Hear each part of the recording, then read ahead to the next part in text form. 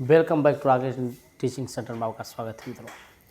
इसके पहले कक्षा में हमने आपको बताया था, इसके पहले वीडियो जो अपलोड किए थे उसके पहले हम आपको बता चुके हैं कि आवर्धन किसे कहते हैं और आवर्धन कौन से दर्पण का आवर्धन कितना होता है, धनात्मक होते हैं कि ऋणात्मक होते हैं, समतल दर्पण की कितना होता है, ये सब हम आपको पढ़ा चुके थे। आवर्धन एक बार फिर से रिवाइज हम करवा देते हैं। आवर्धन का मतलब ये होता है कि प्रतिबिंब की ऊंचाई तथा वस्तु की ऊंचाई के अनुपात को आवर्धन कहते हैं। और आवर्धन जो होता है को पता लगाया जाता है कि आवर्धन जो होता है किसी वस्तु को तुलना किया जाता है कि कौन सी वस्तु कितना गुना बढ़ रहा है और कितना गुना कम है। तो ये आपको हम पहले भी बता चुके हैं। तो अब थोड़ा सा हम जो बताने वाला जो चीज़ है, आज हम सिद्ध करेंगे, आवर्धन सूत्र सिद्ध करेंगे। और आवर्धन सूत्र से संबंधित हम आप कुछ प्रश्न भी करवाएंगे और ये भी बताएंगे कि न्यूमेरिकल कैसे बनता है और न्यूमेरिकल का कल हम एक सीरीज भी डालेंगे। तो थोड़ा सा देखिए। और हाँ, इसके पहले हम ज़रूर बात बताएंगे कि दर्पण सूत्र पूरा सिद्ध कर लीजिए, सीख लीजिए बढ़िया से। एक बार दो बार देख वीडियो उसको लिख करके 2-4 बार प्रैक्टिस कीजिए ताकि वो आसानी से आ सके। और रोज़ दिन रिवाइज कीजिए, प्रैक्टिस कीजिए, उतारिए। देखो, जो हम बताने वाले हैं ना, जो मेन जो बात बताने वाले हैं आपका, वो आपका है आवर्धन सूत्र। तो आवर्धन सूत्र कैसे सिद्ध होता है वो हम देखेंगे। तो आवर्धन सूत्र हम हेडिंग डालेंगे कि आवर्धन सूत्र कैसे प्राप्त होता है। आवर्धन सूत्र, आवर्धन सूत्र आप लोग पढ़े होंगे आवर्धन सूत्र क्या होता है। और ये भी आप पढ़े होंगे कि आवर्धन सूत्र का जो सूत्र होता है यानी m बराबर जो होता है आपको पता होगा, वो होता है h डैश बटे में h होता है और v बटे में u होता है। ये आपको पता होगा, ये आवर्धन का फॉर्मूला होता है। आज हम इसी को हम सिद्ध करेंगे कि आवर्धन सूत्र कैसे से होता है। आपका डिमांड यही है और हम एक टॉपिक भी नहीं छोड़ेंगे और ज़्यादा से ज़्यादा वीडियो को शेयर करें ताकि हर एक चैप्टर का आपको हम बना सकें वीडियो। तो थोड़ा सा हम देखते हैं, पहले हम देखते हैं चित्र थोड़ा सा बनाते हैं। एक हम दर्पण लेते हैं, मान लेते हैं कि एक अवतल दर्पण लेते हैं, ध्यान से देखना है और ध्यान से देखिए। मान लेते कोई अवतल दर्पण लेते हैं, ये आपका अवतल दर्पण है और ये अवतल दर्पण हम सिद्ध करेंगे कि आवर्धन सूत्र, कि आवर्धन सूत्र कैसे सिद्ध होता है। और ये देखिए, ये आपका ये mn जो होता है अवतल दर्पण का द्वारक होता है और अवतल दर्पण के मध्य या गोलीय मध्य को ध्रुव कहते हैं। क्या कहते हैं? ध्रुव कहते हैं। ये ध्रुव हो गया। और ये भी बताते हैं कि प्रकाश किरणें जो होते हैं फोकस से ही गुजरते हैं, मतलब फोकस भी ले सकते हैं कि फोकस ये F है, वक्रता केंद्र C है कि ना।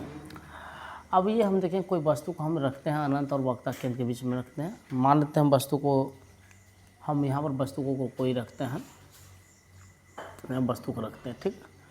तो मान लेते हैं कि ए भी कोई वस्तु है, देखिएगा ध्यान से, ए बी कोई वस्तु है। अब ए भी कोई वस्तु है तो ये प्रकाश की किरणें जो वैसे चल करने वाली जो प्रकाश किरणें होगा वो आपको पता होगा प्रकाश किरणें कैसे चलते हैं। जो ये सीधा पहले दर्पण के से परावर्तन होगा, तो दर्पण से परावर्तन के बाद जो होगा आपको बताते हैं फोकस से गुजरेगा। कहाँ से गुजरेगा? फोकस से गुजरेगा। और दूसरा का जो किरण होगा, देखिएगा ध्यान से, दूसरा किरण हम ध्रुव से गुजार देंगे। हम ध्रुव से दूसरा किरण को गुजार देंगे। तो ध्रुव से गुजारने के बाद हम देखेंगे कि इसका प्रतिबिंब या आवर्धन सूत्र हम कैसे प्राप्त कर सकते हैं। दूसरा का किरण को हम लेंगे, वो हम किरण को जो लेंगे वो आपका जो किरण रहेगा, देखिए ध्यान से, ये आपका दूसरा का किरण आपका है ना, यहाँ से रहता है। और ये किरणें को लेकर करके जहाँ पर ये आपका मिल जाए किरणें, वहाँ पर इसका प्रतिबिंब बनता है।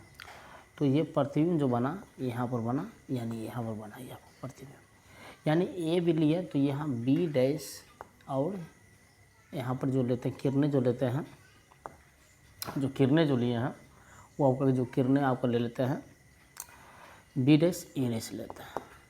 ये आपका प्रतिबिंब बना।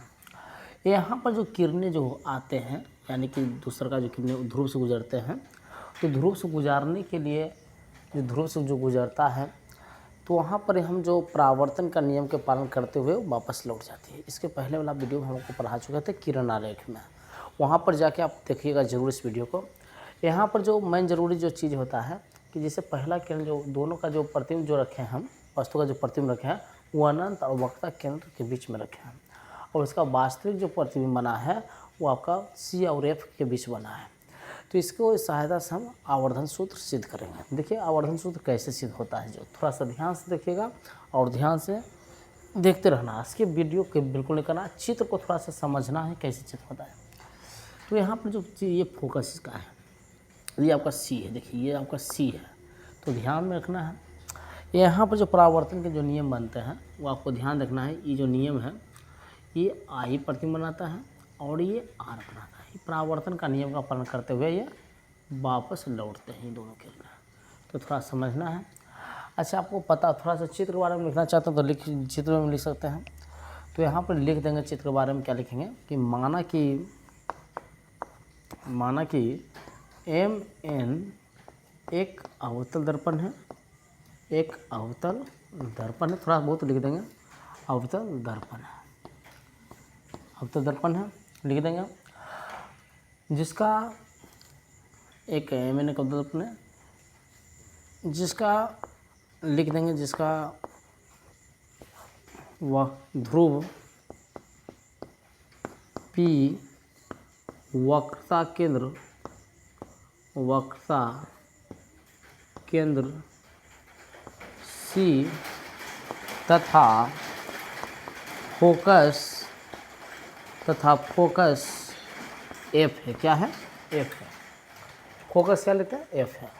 तो इतना आपको समझ में आ गया होगा। अब यहाँ समझिए कि AB का वस्तु AB का वास्तविक प्रतिबिंब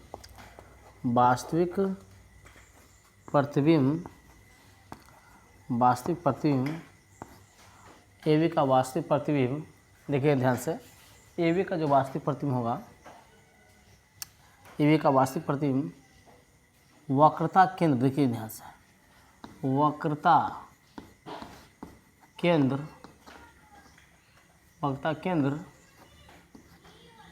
केंद्र तथा फोकस के बीच बनता है।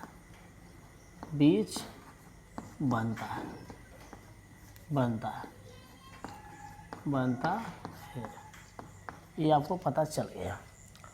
ये दोनों किरण आपको समझ में आ गया होगा। अब यहाँ समझने वाली जो बात ये है कि ये तो आपको पूरा इंट्रोडक्शन आपको देना ही पड़ेगा, नहीं दीजिएगा तो थोड़ा सा दिक्कत होगा। देखिए हालांकि ये परीक्षा में इम्पोर्टेंट नहीं है, फिर भी हमारा सीखना कर्तव्य है। परीक्षा में तो एक बार ही पूछा नहीं गया हुआ, लेकिन जानकारी होना बहुत ज़रूरी है, और यही छोटी छोटी जानकारी दूसरे बच्चों से आपको बहुत आगे ले जाएगा। तो थोड़ा सा देखिएगा। तो ये आप समझिए कि हम देखिए आपको पूरा डिटेल बता दिए। यहाँ वस्तु दूरी जो होगा, देखिए ध्यान से, यहाँ वस्तु दूरी जो है, यहाँ वस्तु दूरी जो दिया गया है, वस्तु दूरी जो दिया गया है वो आपका दिया गया है। देखिए यहाँ पर BP दिया गया है। क्या दिया गया है? BP। तो वस्तु दूरी BP दिया गया है, तो ध्यान रखना है वस्तु दूरी क्या है? BP है। इसको ये वस्तु दूरी हमेशा माइनस में रहता है, तो माइनस U हो जाएगा, कोई दिक्कत नहीं है। और एक चीज़ और समझिए कि इसका जो प्रतिबिंब दूरी होगा, प्रतिबिंब दूरी, तो प्रतिबिंब जो दूरी जो है, देखिए प्रतिबिंब दूरी, तो प्रतिबिंब दूरी यहाँ है कौन, तो यहाँ पर देखिए प्रतिबिंब बना है B'P, यानी B'P बना है जो भी है, और ये प्रतिबिंब भी माइनस में होगा, क्योंकि ये दूरियाँ जो है दर्पण के आगे है, यानी बाईं ओर है, इसीलिए ये भी माइनस में होगा। और यहाँ देखिए वक्रता केंद्र, यानी कि देखिए वक्रता केंद्र जो आपका दिया गया है, यानी फोकस जो होगा, यानी मुख्य फोकस, यानी वक्रता के लिए फोकस ले सकते हैं। तो फोकस यहाँ पर जो दिया गया है F है। क्या है? F है, PF। तो PF दिया गया है, तो PF का जो माइनस में ही होगा ये वाला भी। तो ये तीनों आपको समझ में आ गया होगा। अब जो समझने वाली बात ये है इम्पोर्टेंट, कि इसका जो आपको पता होगा समरूप क्या होते त्रिभुज के, जैसे हम दर्पण सूत्र में दर्पण सूत्र में बताए थे कि समरूप क्या होते हैं, उसी प्रकार से त्रिभुजों का समरूप करना पड़ेगा, और उसके तहत हम आवर्धन सूत्र प्राप्त कर लेंगे। देखिए कैसे होगा, थोड़ा समझिए चित्र को हम समझते हैं। तो इस चित्र को समझिएगा तो यहाँ देखिएगा इस चित्र में कि ये वाला जो कोण होगा 90 डिग्री होगा, आपको पता है बढ़िया से। और ये वाला भी कोण होगा 90 डिग्री, देखिएगा। यानी हम त्रिभुज ए बी पी में चलेंगे, यानी त्रिभुज ए बी पी तथा त्रिभुज ए डैश बी डैश पी में, ए डैश पी डैश पी में, ये आपको पता चल गया। ठीक, तो इतना तो आपको पता चल गया। त्रिभुज में चलते हैं, यानी त्रिभुज ए बी पी, यानी ए बी पी ई वाला में, ए बी पी ई वाला में, और ए डैश बी डैश पी वाला में, ये दोनों में। यानी कि देखिए एक ऊपर वाला त्रिभुज में जो हम बता रहे हैं, ध्यान देखिएगा, और ये इम्पोर्टेंट भी है। अब देखिए इसमें दोनों में देखिए आपको पता है परावर्तक नियम से दोनों बराबर हो जाएगा ये, और ये दोनों समकोण है तो दोनों होगा समरूप हो जाएगा। तो यहाँ देखिएगा कि आपको जो कोण दिया गया है A B C, A B P और बराबर, देखिए इसमें क्या होगा, देखिए A dash B dash P, कोण A dash B dash P, यानी कितना हो जाएगा 90 डिग्री हो जाएगा। आपको पता हो गया है कि 90 डिग्री हो गया। अब जो समझने वाली जो बात ये है, थोड़ा समझिएगा ध्यान से, जो समझने वाली जो बात ये है कि इसमें ये वाला कोण परावर्तन के नियम से जो होगा आई बराबर आर हो जाएगा। यानी आई को क्या लिख सकते हैं, A B P, A P B, अब बराबर कोण देखिए, कोण ए डैश बी या बी डैश पी भी लिख सकते हैं। तो A dash P B dash, यानी कितना होगा, ये देखिए ये परावर्तन के नियम से चलेंगे, के नियम से उसमें पढ़े हैं परावर्तन क्या होता है, आई बराबर आर, उसी के अनुसार हम ये चलते हैं। ये आपको पता चल गया। थोड़ा सा ध्यान से देखना इस वीडियो को, और बिल्कुल स्किप ना करें। हम पूरा वीडियो भी इसमें हम अपलोड करेंगे, और पूरा सीखना हुआ, रटना बिल्कुल नहीं है। साइंस रटने वाला चीज़ नहीं है, समझने वाला चीज़ है। और सभी तरह का वीडियो साइंस का तीनों लेक्चर अब पूरा आपका लगातार आते रहेगा, और ध्यान से इसको देखना। देखिए किसी भी त्रिभुज में दो कोण बराबर हो तो वे त्रिभुज समरूप हो जाते हैं। समरूप कैसे हुआ, थोड़ा सा देखिए। आपको पता है कि ए बी पी और ए डैश बी डैश पी दोनों समरूप है। क्या समरूप, क्यों, क्योंकि ये वाला देखिए ए इसमें बी देखिए, अब बी डैश देखिए, दोनों 90 डिग्री हो गया, और ये परावर्तक नियम से पालन हो गया। तो यानी कि हम कह सकते हैं कि जो किरणें जो होगा, थोड़ा देखिए समझिए बात को, यानी त्रिभुज के जो होगा, त्रिभुज ए बी पी समरूप त्रिभुज ए डैश बी डैश पी हो गया, ये समरूप हो गया। और समरूप त्रिभुजों के संगत भुजाएं समानुपाती होती है। तो समरूप त्रिभुज संगत भुजाएं कौन कौन लेंगे, तो ये देखिए ए बी बटे में बी पी हो जाएगा, यानी कि ए पी, यानी बोल सकते हैं ए बी, नहीं तो इधर यहाँ ध्यान देना, यहाँ से थोड़ा ध्यान देना, ए बी बटे में ए डैश बी डैश, तो ए डैश बी डैश हो गया। दूसरी हो गया बी पी बराबर जो होगा बी डैश पी हो जाएगा। ये आपको समझ में आ गया होगा। तो ये थोड़ा दोनों संगत भुजाएं समानुपाती हैं, और ये त्रिभुज समरूप होता है डबल ए से समरूप, यानी कौन से हुआ ये, यानी समझ में आपको आ गया। अब इस समरूप त्रिभुजों के संगत भुजाएं क्या होते हैं, समानुपाती होते हैं, आपको पता है ना। अब यहाँ देखिए बी, देखिए ए बी तो हम उसी छोड़ देते हैं कि ए बी क्या है। तो देखिए ए बी हम बताते हैं ए बी क्या होते हैं, और ए डैश बी डैश क्या है। बी पी को क्या लिख सकते हैं, बी पी तो बस दूरी है, और ये देखिए। तो थोड़ा यहाँ समझने वाली बात क्या है, समझिए बात को। यहाँ पर मेरा सिद्ध हो चुका है, देखिए ध्यान से। ए बी बटे में ए डैश बी डैश है, आपको पता है।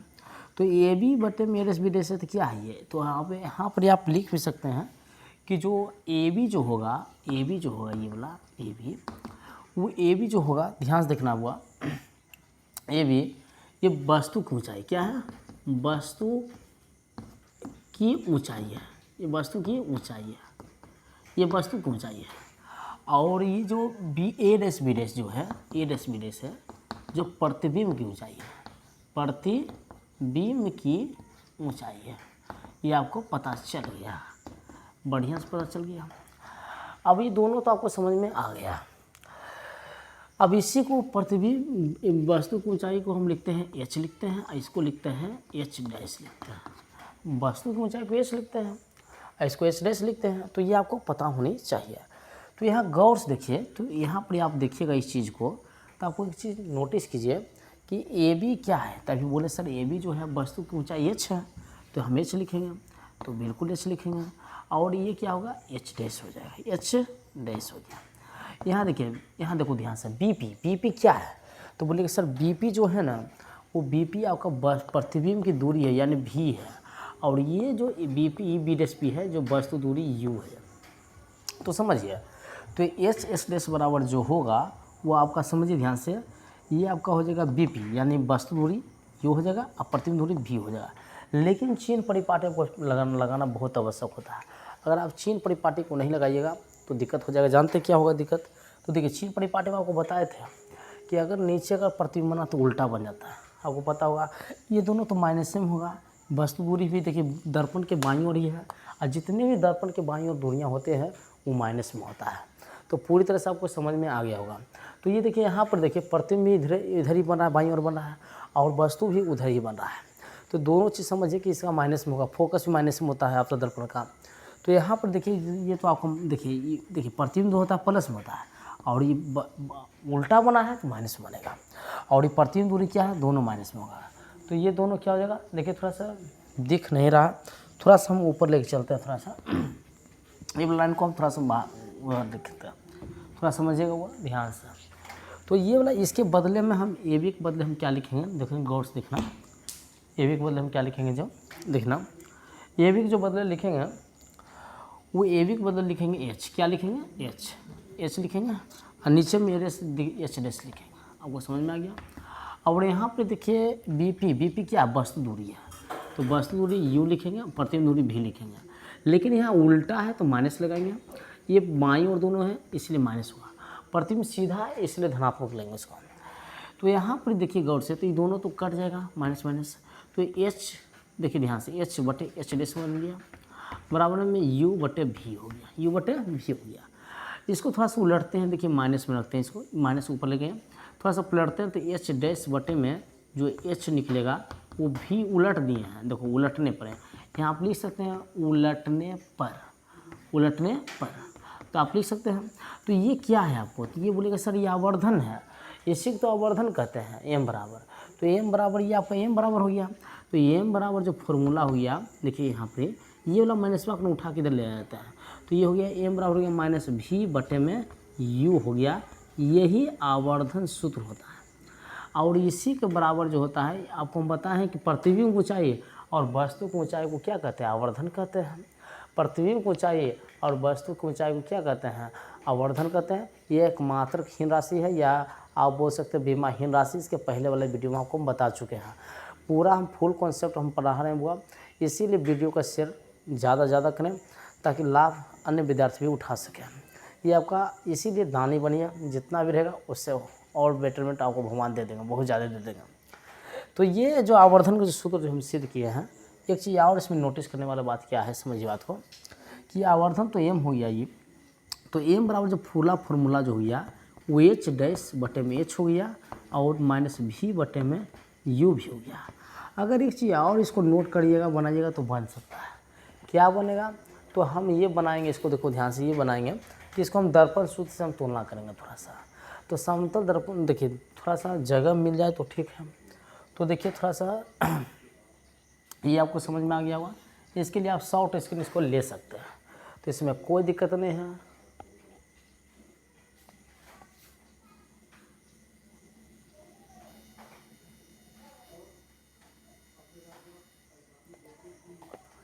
देखिए तो इतना आपको समझा दिए हैं, थोड़ा सा और थोड़ा समझते हैं इस चीज़ को। देखिए इसको थोड़ा सा मिटाते हैं ताकि आपको समझ में आवे ज़्यादा। एक चीज़ और देखिए,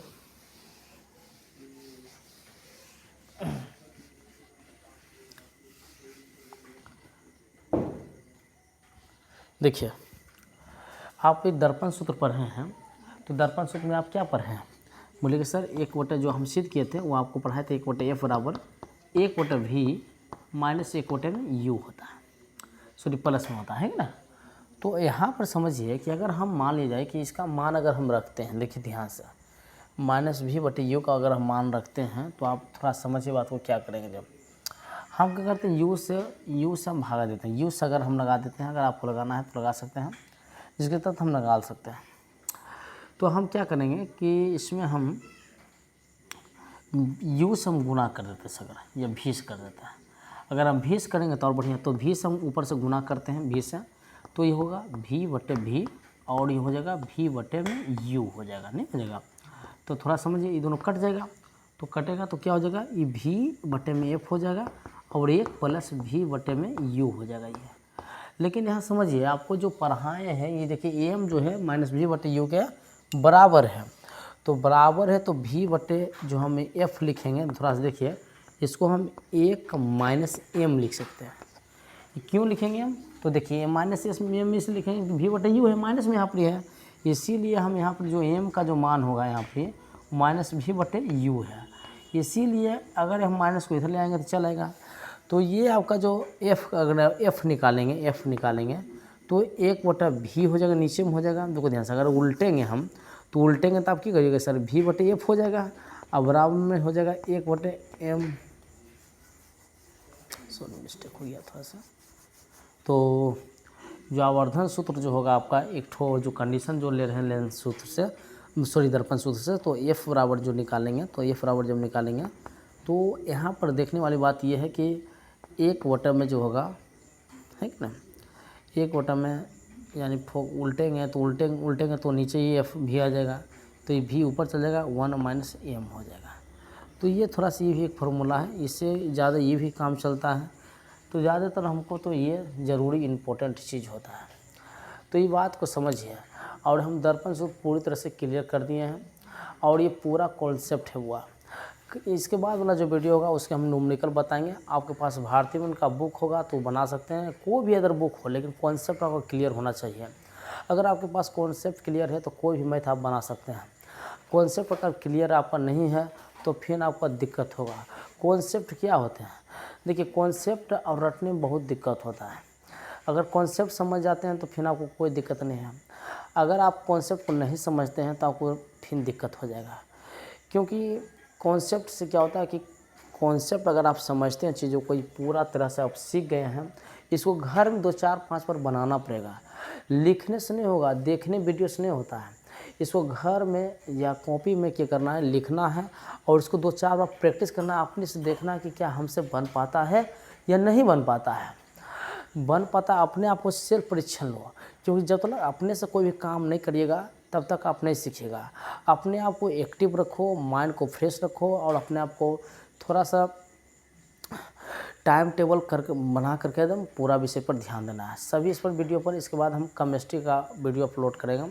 तो तब तक धन्यवाद, है कि नहीं, थैंक यू वेरी मच।